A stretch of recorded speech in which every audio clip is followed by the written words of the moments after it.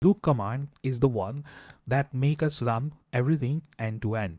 And I'm running with a maximum 2 iterations. That means it will stop after 2 iterations. But let's understand what it does. We got a input files where we have a discrepancies and the data inconsistencies. So this input files has been read.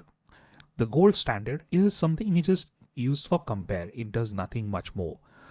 But from here, we read them, we process them. Some of them will be processed deterministically. Some of them will be processed non-deterministically.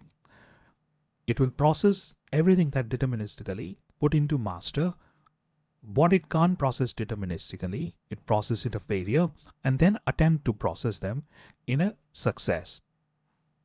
But instead of that, there is a better way, the dashboard, which is running on a Streamlit app. And once this process is complete, we'll walk through there.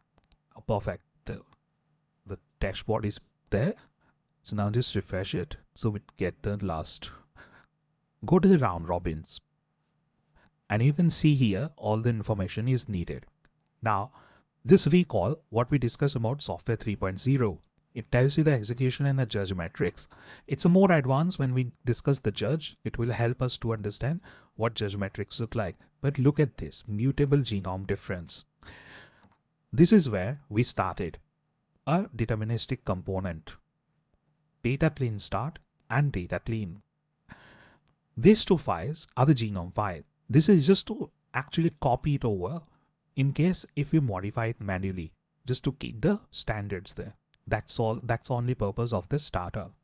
However, once the genome has been copied, then you can see that the model has decided to update a lot of the things. From a deterministic output, it maintained the deterministic output, but then beyond the deterministic, it actually started putting non-deterministic mutations.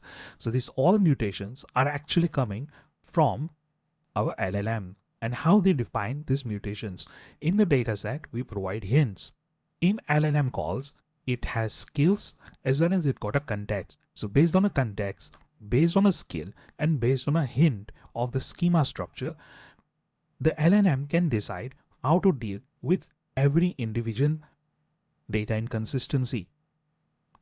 In real life, the project we build in our organization, we have a 99% recall rate, which means out of 100 failed deterministic due to inconsistencies, we are able to recall almost 99% out of them. And that's the power of this particular implementation.